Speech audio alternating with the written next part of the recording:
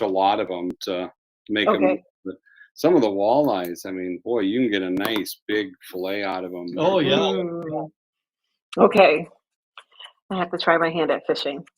I Some don't new know things I need to learn. while, but they always say that the two happiest days in a man's life is when he buys a boat and when he sells a boat. Um, Okay. and I agree with that because I couldn't wait to get rid of that doggone thing. Oh, so, okay, we've got Scott Mom on, and I just heard from Alicia we are live. Okay. So Hi, Chat. we'll wait here for a few more board members. Okay.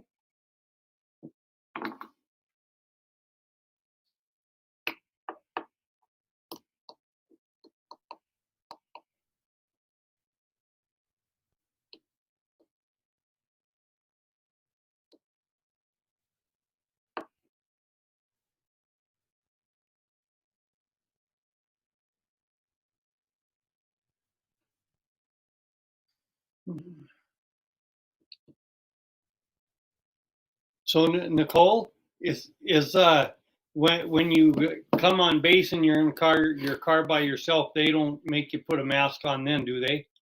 If I'm when I come on base with my mask, well, No, when you're coming on through the checkpoint in your car by yourself, they don't expect you to have the mask on then, do they? I don't think so. Okay. I usually don't. I haven't had the experience of wearing it in the car Yeah. or them really checking because they're when they're checking, they're at a distance. Okay. So it's sort of like you're reaching your arm out. So Yeah. I don't think so. Yeah. I went through a month or two ago and they didn't say anything, so I just didn't know if I never know if things have changed or not. So, Oh yes, because it's a very interesting changing landscape right now. yes. That could lead to a lot of confusion because I I understand. A lot of moving targets. Oh yes. Oh, Yeah. that kind of hits my heart. Yes. Yeah.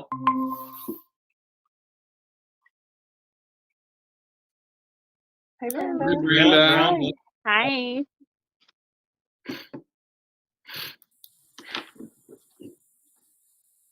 We're 3 minutes and one board member short of a quorum. So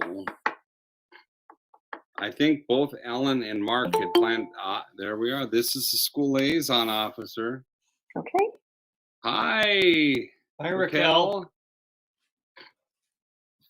Hey, everybody. You look Hi, Raquel. at home there, Raquel. Yeah. We're we're holding on. This is our first quarantine. Yep, we're trucking along over here. Oh man. Hi, Kim.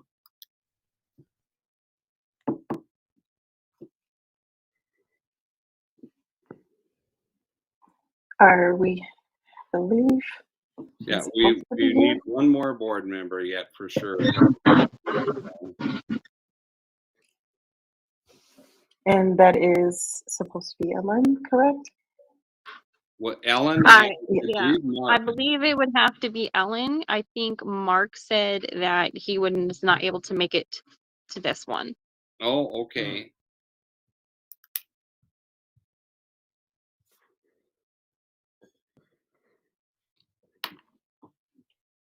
Okay. If it's okay, I sent a message. To send a Perfect. message as a reminder. Awesome. Thank you.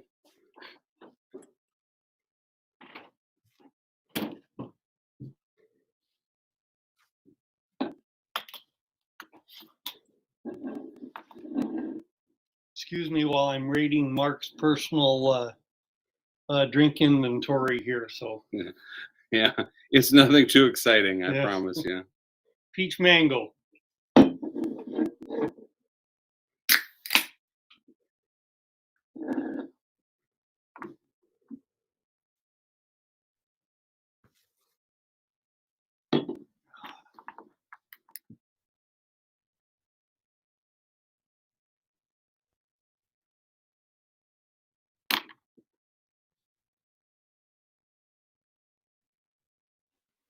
Still waiting.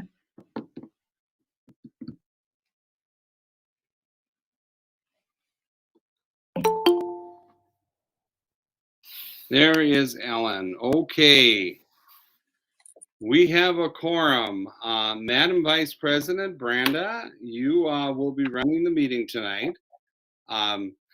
So it is entirely up to you if you want to suspend with the Pledge of Allegiance or not. Okay, since this is virtual, can we go ahead and call the meeting to order, and we'll go ahead and bypass the Pledge of Allegiance. That brings us to the preview of agenda. Yes, Madam Vice President, members of the board, and I'm going to defer to Scott on this. Lauren Bengals has now submitted a letter of resignation, but did we act on that at our last meeting, Scott?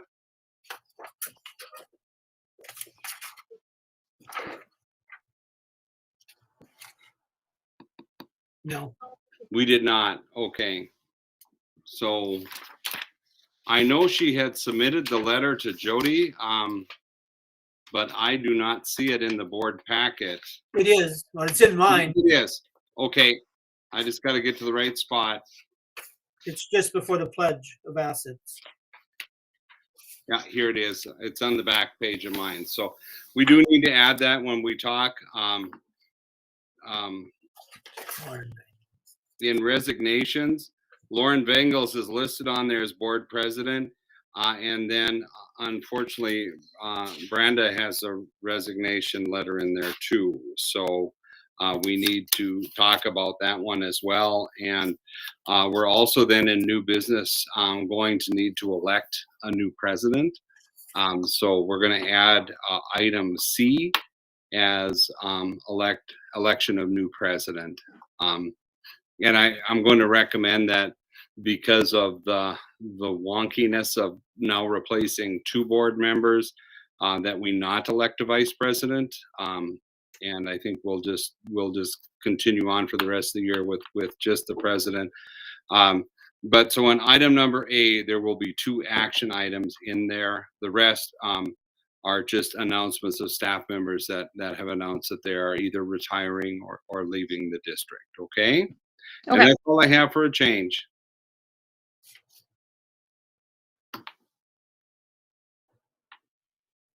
Okay, do we want to, does anybody have any questions or comments on that?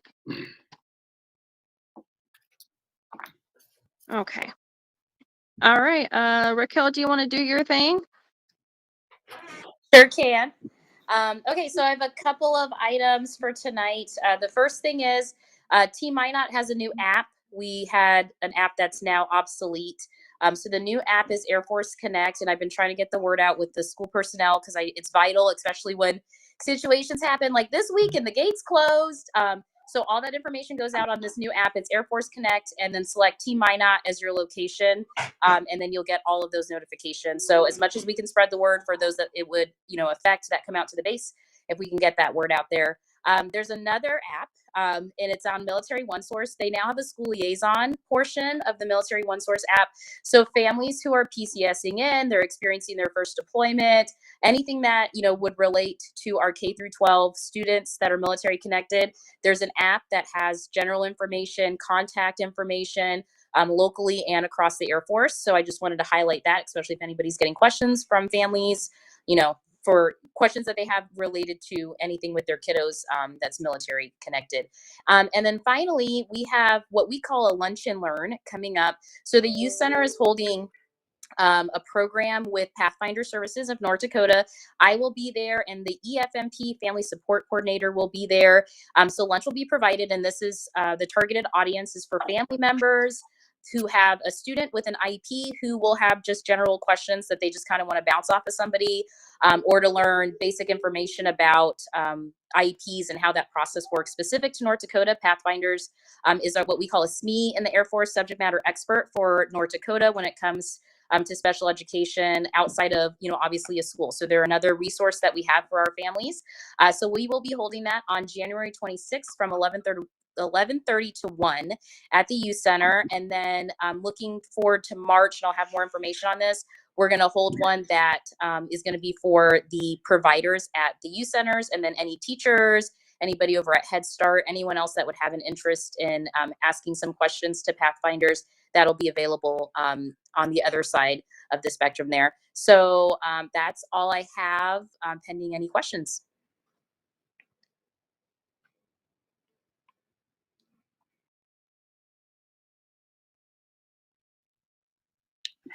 Well, I do have a question, Raquel. For the program, is this the first time it's being done, or is it typically held quarterly? So this is the first time it's being held in 2.5 years. I wonder why.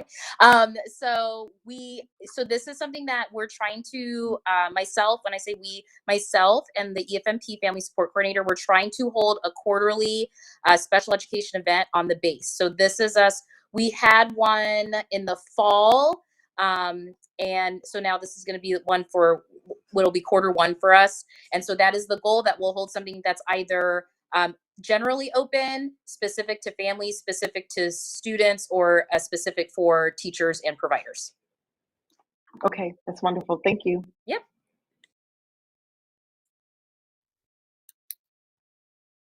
Okay, there's Brenda. Okay. Anybody else? Okay. Thank you, Raquel. All right, move on to item B, Minot High School registration. I believe that is you, Miss Kim. Yes, Madam Chair and board members, you have a document probably called Proposed Curriculum Changes, and those were approved by the Minot School Board, so they are now not proposed, but the curriculum changes that we've made and are reflected in our new registration guide. And every year there's a lot of cleanup and, little changes. We had changes in our ROTC courses, just the names of the courses. And really all of that comes from the ROTC organization. Those aren't like local things that we recommend. So we make the changes that come through Air Force JROTC. Small changes maybe from like in art from a credit to a half credit. I'm going to highlight the new courses. We did in the area of business delete word processing. It's a course we've had on the books for many years and haven't had any enrollment. So thought it was just time to remove that. We proposed a new course called Business Finance. And we really did that with the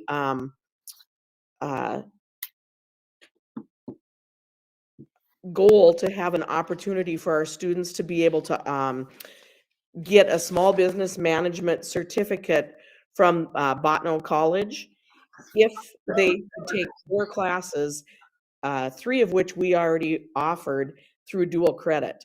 So we had 3 classes that we were offering, and if we added 1 more, we could then have students at least have that option. They can take those classes and they don't have to take them for dual credit.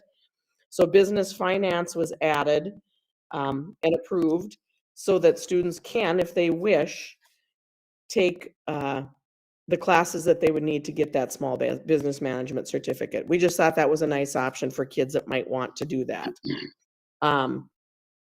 We already had entrepreneurship and marketing and management. Those were the other 3 classes. So then to highlight, we are excited to be offering kind of a grow your own type program, which is introduction to the teaching profession and applied practices in the teaching profession. And in our state right now, those course codes fall under family and consumer sciences. So that's where they are placed right now in our FACS program. So 2 half credit classes for students that would be interested in going into the teaching profession. So we are excited about that. And we know that we have a lot of our students that they work in CLC possibly as a pathway if they're thinking about going into education, or maybe they want to become a para. We just think that those courses would prepare them to do whatever it is they might want to do next. We have 1 new math class proposed. It's called Mathematics ACT Prep. It's a quarter class. Most of our classes are a semester or a year long. We started an ELA language arts ACT prep a couple years ago, and math has been working to propose their own class. So for students that want to prep for the ACT, I think it's likely that they would probably take both math and language arts, and those would then fit pretty nicely as quarter credits that could go opposite one another. In music, we have had some performance-based courses.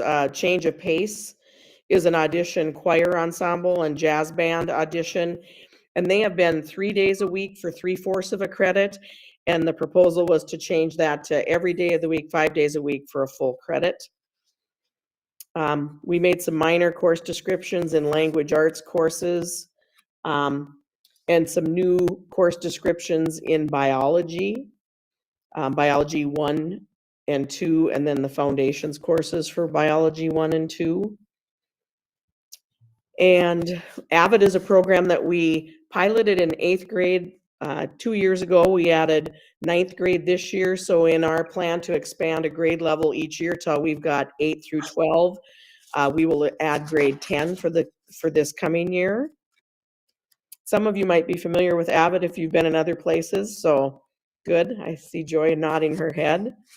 And the last change I would highlight is that we did eliminate any language regarding teacher approval recommendation as a prerequisite for any course. And that really came for some compliance checks that we're doing. And when they asked us to use what were our checklists or our research, we really didn't have that, and realized that that's probably not a good prerequisite. So we still have prerequisites that would have required courses to have been completed before you could enroll in something, or the music classes that I just identified or audition, but we did eliminate that general language of teacher approval or recommendation. And with that, I would be glad to answer any questions that you might have.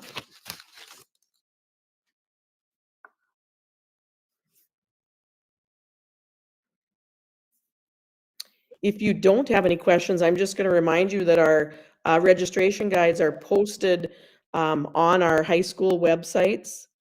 And just a reminder for new people, if you go into that course registration guide and you see a QR code, you can scan that, and that will take you to a little video where they will interview a teacher that teaches that course and possibly show some footage from the course, just as a way for students to have a better understanding of what that might be. And we really like that feature in it's not every course, but many of our elective courses have that QR code that adds to the course description. So, If it's possible, could I ask a question? sure.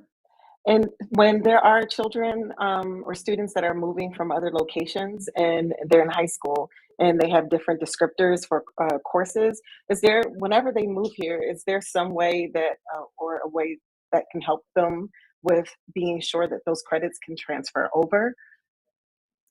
You know, we look, I think our counselors are really quite skilled at trying to make sure we find, if they transfer in with those credits, it just automatically goes on. If they transfer mid-semester, which I think you might be talking about, then we're going to look for the best way to either finish that course or identify a course that we have that's similar. And in some situations, if they, let's say they came with half a semester of Latin, we don't have anything for that. We'd either look at a Center for Distance Ed if they had it, or even possibly trying to get them to do independent study from where they're coming from to finish that one. And because we've done that, we have also had students that have left us, and they might be going someplace that doesn't have a class, and we've been willing to do that as well. So I think we're fairly creative just to make sure that we get kids the credits that they are working on. Thank you. Yep. Madam President, if I could just add a quick comment. I've been involved with the Military State Compact, MIC3, since its inception in North Dakota. Matter of fact, we were a group that went down and testified for the legislation in the state of North Dakota. So I've been on that state board now for, I think it's 11 years. And I also serve on the Military Interstate, or Military Impacted Schools Association National Board. North Dakota is one of the few states that has never had a complaint through MIC3 that has had to be addressed by the state coordinators. So I think our schools do a really good job of melding that in. The one thing we always encourage our military families, regardless of the level, is to reach out to the school before you get here, and talk about that coursework, and that gives us a little time to do, as Kim mentioned, if we need to find a Latin course for that child, then that gives us a little more time to make that happen. So we're pretty proud of that record. I think we're the only state in the union that has not, had to deal with a major issue at the state level. So pretty exciting. I will have to say that just years, I've seen a lot of creativity, just a lot of changes, a lot of creativity with these schools, just trying to keep up with the times and give these kids what they're going to need and what they need now. And I see that they've needed new things, and they've done really good with trying to help these kids as best as they can. So I appreciate a lot of the efforts that you guys have put into these things, Ms. Kim. And also, I think a hats off to the school liaison officer. We're blessed that we have Raquel working with us each and every day. That has been a great addition to the process, because we're working on issues long before our families actually arrive here to make that transition as smooth as possible. So I think we got a lot of good things going. So Kim and Raquel, thank you very much.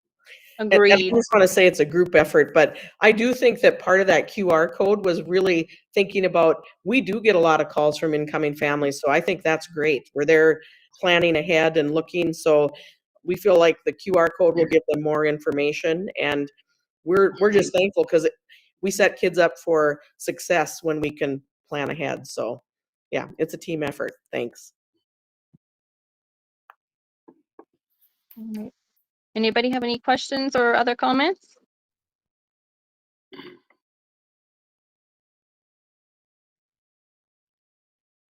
Okay, well, thank you very much, Ms. Kim. We shall move on to the building update. More Yeah, high school stuff. that would be me. And Kim, feel free to jump in on anything.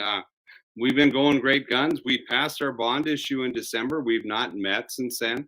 Not only did we pass the bond issue, it passed at about 84% on question 1, 77 and 76% respectively for questions 2 and 3. So our Kim has been working with principals and teachers to finish what we call schematic design, building and designing what we need.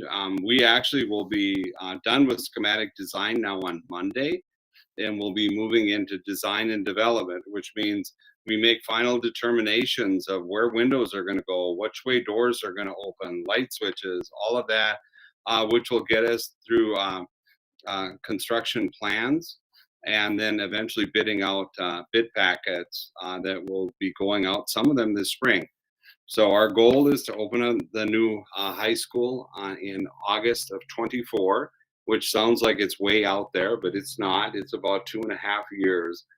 So there's a lot of work that needs to be done in the process, including some that'll happen soon this spring, naming the new high school, picking a mascot, picking colors, figuring out how we're going to begin doing activities next year for freshmen, on down to eventually renaming Central Campus High School into a middle school name with a mascot and school colors, and then figuring out who goes where. Now, the biggest thing we're going to be working on this spring outside of design and development is going to be working with a demographer to help make sure that we have our enrollments equally spread in our elementary schools to the capacity of those buildings, determine which middle schools feed into which high schools, or which elementaries feed into which middles, and then which middle schools feed into high school. And right now, we do believe that Memorial will feed into the high school on North Hill, just semantics. It's a fact it's, less distance than down to Magic City campus. And of course, the 2 elementary schools on the base feed into Memorial. So For our on-base military dependent students, they will most likely be going to that North High School. And then others that live in town, depending on what part of town they live in, they'll feed into those high schools. So we've got a lot of work to do this spring, but it is exciting work. We know that Jim Hill will most likely feed into Magic City campus because of proximity, Ramstead into the new high school as well. But Central, as a third middle school in town, we have to figure out how that's going to go. So you'll have the opportunity to be invited to some meetings this spring, even though the base has a determined configuration for who attends North Plains and Dakota. We will ask if you're interested to come in and be a part of the meetings in town as we talk about this process and realigning our district. We said from day one, this isn't just about a new high school. This is about realigning the way we educate our kids. So there's going to be a lot of big discussions coming up, and you'll be invited to be at the table on that. But we're just darn excited, and the excitement that we have been carrying as a lead team now. Kim will be working with middle school and high school staff on Monday during our in-service day, so they'll be able to get to see what we have so far in schematic design and how we can take that beautiful building on North Hill and reconfigure it into a high school. It's very exciting. Kim, is there anything you want to add? I don't think so. You have covered it. We know that there's I know some of the things that I hear is like, where am I going to teach? And it's like, we're not there yet. It is a process, and but ultimately, we will be educating the same number of students, but in a configuration that is, I think, much more educationally sound with 2 9 through 12 high schools. So we are really excited about that. For sure. It's an exciting time, and we'll stand for any questions you might have.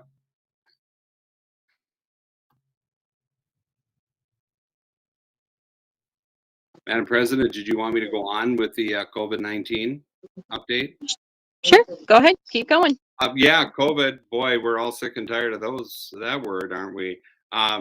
We are seeing an increase in cases in our area. We are being told that the vast majority of these cases are the Omicron variant. There's good news and bad news with that. One is that it spreads like wildfire. It's the term that somebody used the other day from the state, but also the symptoms do not seem to be as severe. So we don't have a lot of people getting as sick as they were with the Delta and the original COVID-19 virus, but it does mimic more like a cold. So we encourage people to get tested. We are being told right now that we can expect, instead of the traditional curve of where the numbers slowly go up and then slowly work their way down, we're being told to expect what is referred to as an ice pick surge, quickly up, quickly down. And if you've been following the North Dakota state numbers, our Cass County today had over 700 new cases. And I think that's unprecedented. I don't think we've seen anything that high since we started dealing with this in 2020. So we'll continue to monitor that. But in the midst of all of this, the CDC has changed guidelines for a lot of different things. One, if you are vaccinated and boosted, you do not need to quarantine. But if your vaccination status is that you had 2 shots of Pfizer or Moderna more than 6 months ago, okay, and you've not been boosted, then we're asking our staff to either quarantine, or they can avoid quarantine by agreeing to Binex test in our buildings. And all of our buildings have access to Binex testing. So instead of quarantine, they can use that as an option.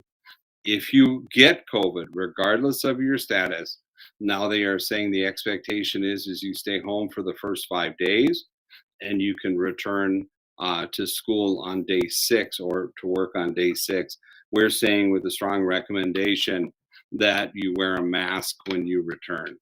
Now, the idea behind all of this is, though, in order to return on day 6, your symptoms need to be improving, and that doesn't, with the exception of loss of taste and smell, because people that have experienced this, some of them are saying it takes months.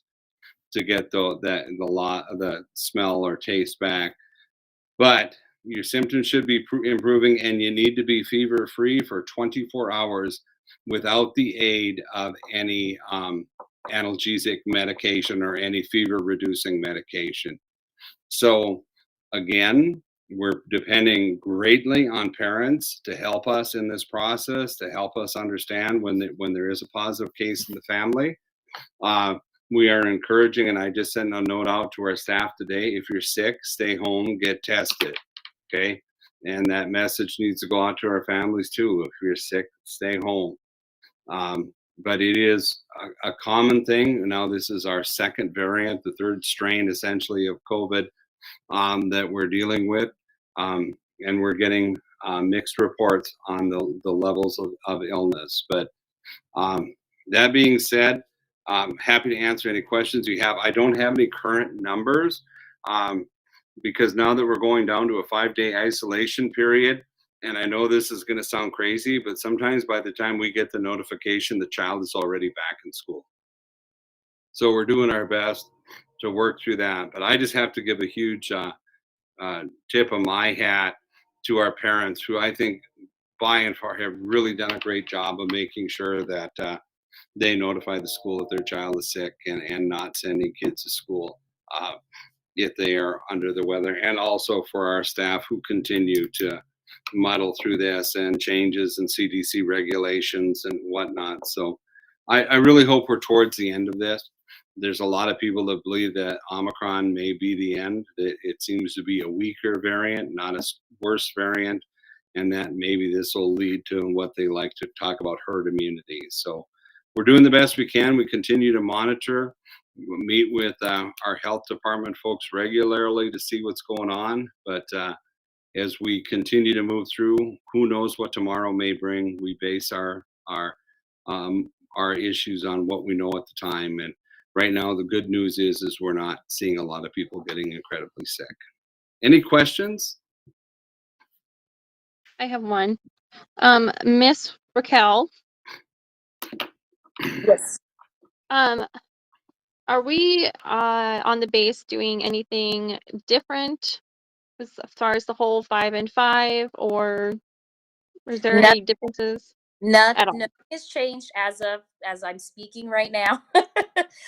They have, every week, base leadership meets, and they have, it's the COVID working group. So there's been no changes that have been sent out since we've gotten back from break with any changes. As soon as I hear anything, as soon as there's an HPCon change or any policy change, I will send that to the schools and to you guys. So for right now, as far as you know, and I take it you're following whatever, we're still isolate, quarantine, whatever, follow the 10 days. So we're following the most current CDC guidance always. So what the school is saying, because that's Centers for Disease Control policy, that's going to be what public health on the base does as well. So as soon as the CDC change is in effect, it's in effect on Minot Air Force Base as well.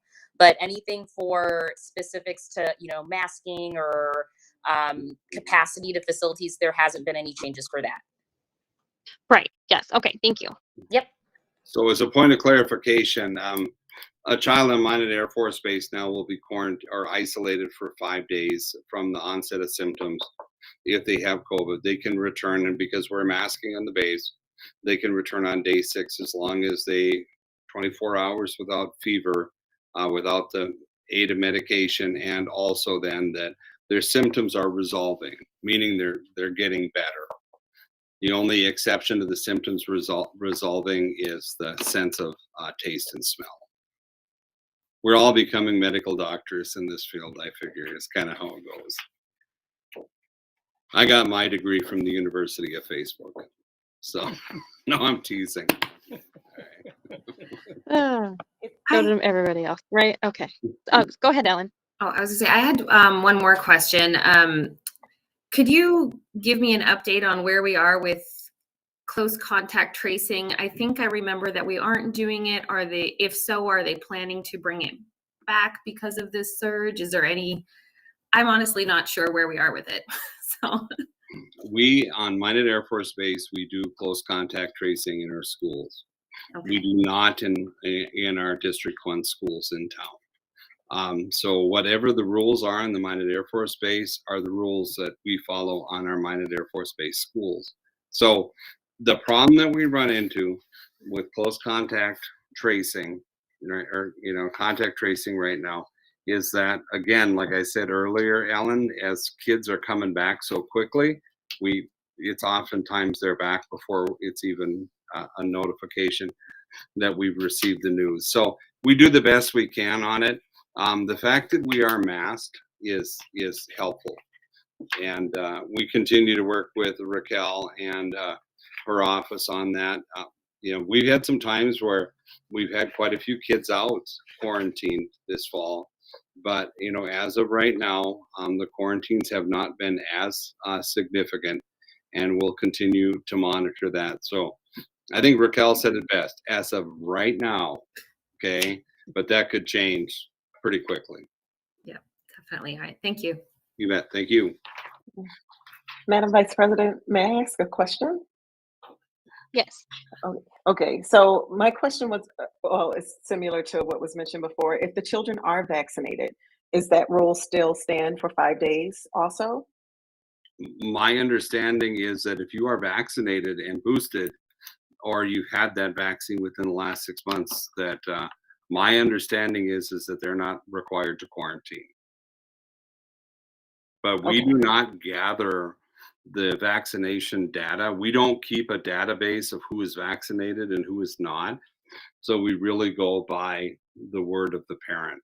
And that's a relatively new phenomenon, because we just really started vaccinating kids, high school kids earlier, but our middle and elementary school kids, that's just been in the last couple of months. So we do follow that protocol, but we do depend on the parents to provide us with that information when need be. But we do not keep a running total right now of who's vaccinated for COVID.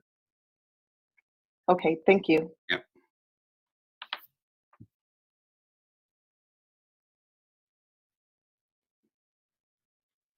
Okay. I think that should be all. Everybody okay now? Okay. All right. Moving on to approval of minutes.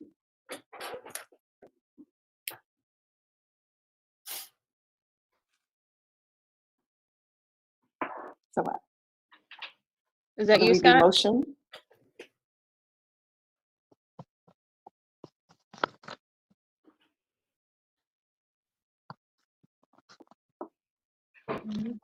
Yeah, Do motion. we- Smith, you're going to need a second.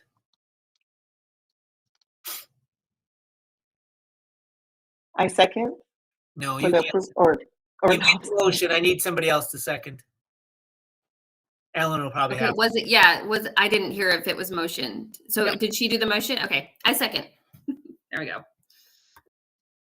Roll call vote. Smith, yes. Reed, Yes. Tanner. Yes.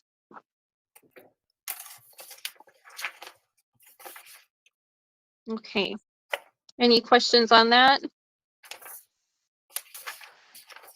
Okay. Moving on to the financials. All right. Thank you, Madam Chairman. I will go over the bills real quick and then comment on our financial status as well as of the end of November. So going back to September, our normal recycling bills, our liability policy, that's just an annual thing. Our short use signature stamp for a base president, that'll have to be redone again. Our membership with MISA, busing, our fiber connection, and some NAFAS expenses. And then in October, again, recycling, publication of a report that's required annually in the Minot Daily News. Busing, again, more NAFAS costs, fiber connection, more NAFAS costs, and some minor roof repair at North Plains. And then in November, again, some costs to publish the minutes in the Northern Century, recycling costs again, busing costs, and our fiber connection. And if you look at the November 30th report, you'll see that our general fund is sitting at $5.8 million, and we haven't received any impact aid yet. So we're in good shape. And our building fund is slightly negative balance. We'll zero that out at the end of the year if we don't receive any impact aid construction money. Other than that, I don't have anything. Be glad to answer any questions that anyone might have.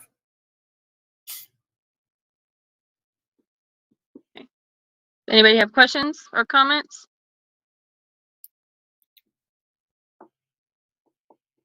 You'll need a motion to approve. Okay, then we'll need to make a motion. I'd like to make a motion to approve the financials, reports and bills. I second. Roll call. Reed, Yes. Smith, Yes. Tanner. Yes.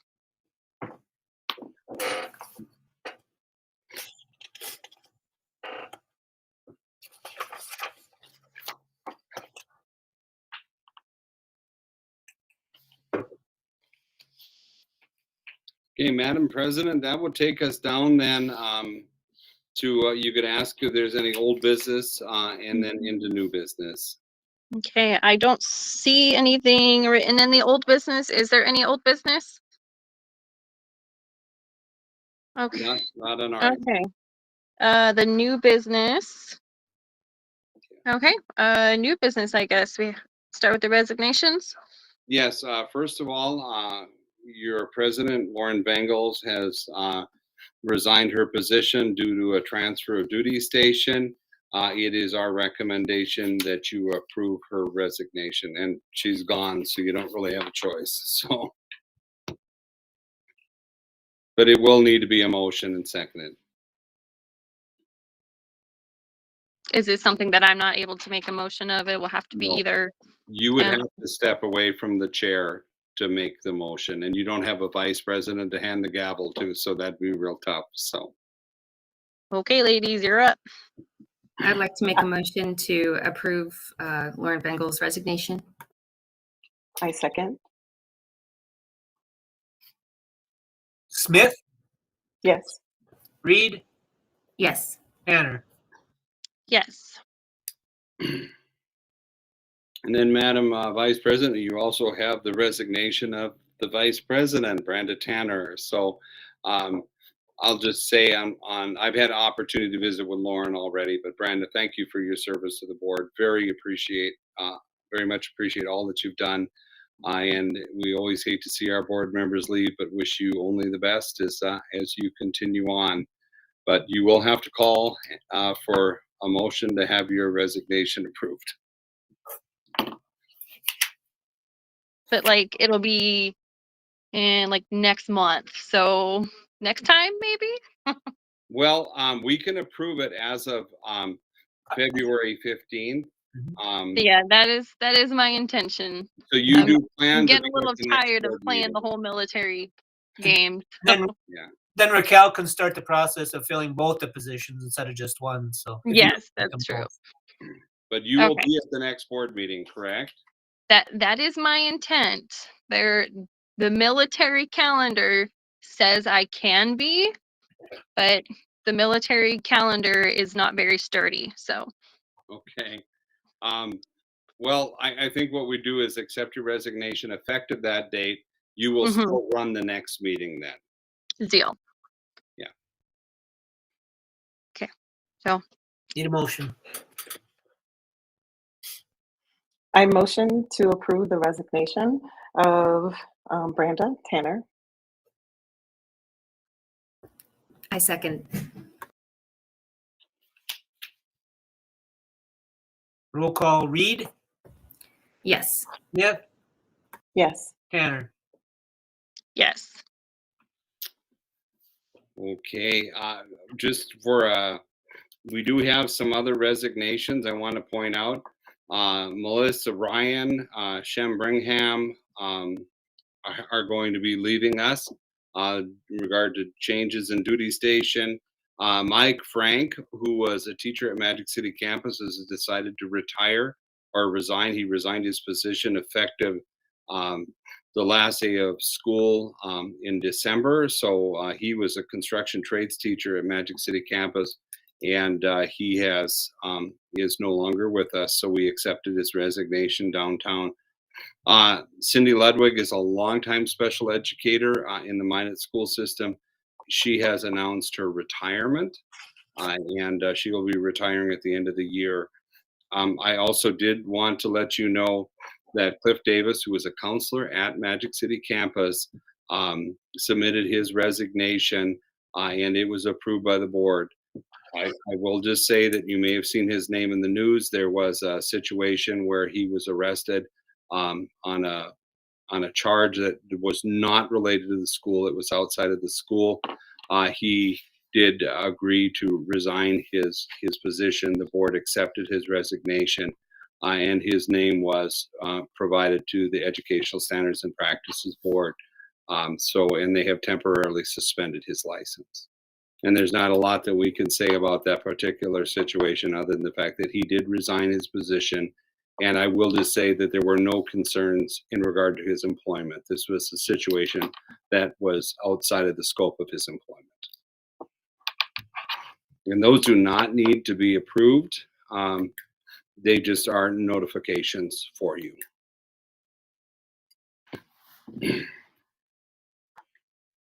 Okay. Then I guess that takes us to the reviewing the pledged assets.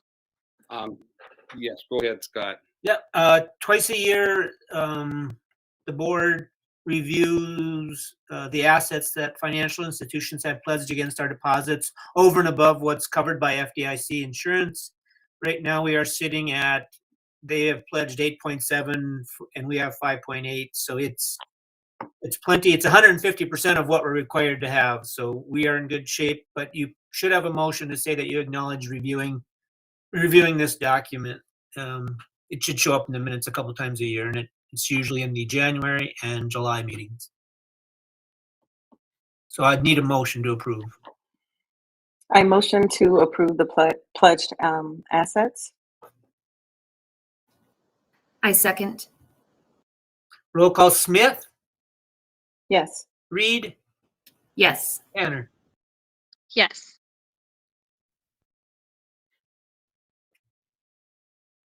Okay. Now you'll be looking for a president Yes. in the near future. I suppose you could do it in February if she's here. Well, here's my only concern. If we wait until February, and Branda is already gone, although if she could join us virtually. So maybe what we should do, Branda, is hold off on this until the February meeting. And if you're not in Minot, do you think you would be able to join us virtually for this meeting? You know, it's entirely possible. The only thing that might stop us is if we're on a plane over waters and I have no Wi-Fi. Can I give my recommendation? Recommendation as far as who should take over, or? Yes. Well, as far as one of us. Well, normally we just open that up to nomination without recommendation from the chair. Yeah. Yeah. If you would prefer that we open it up for nominations, I think that would be fine. You will still be in charge of the next meeting. This would take place then after. But as Scott mentioned, this will give Raquel time to start advertising so we can find replacements. My only concern would be if we don't have somebody there, then nobody's there to chair the meeting next time to accept the new board members. So, we won't have a quorum to run a meeting. well, we'll have three yet. Ellen. Oh, yeah, Joel, Mark. and Mark. yeah. Mrs. Chair, Madam Chair, I would suggest that if it doesn't work out, that be flexible with the meeting time and your schedule, and where it accommodates you, and that way we can assure that there's three. I mean, if you guys want a backdrop of Japan, I mean, I'm fine with that too.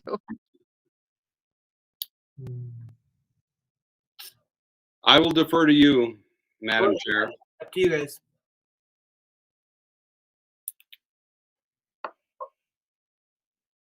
So we can either do next month, or would I defer to one of either Joy or Ellen?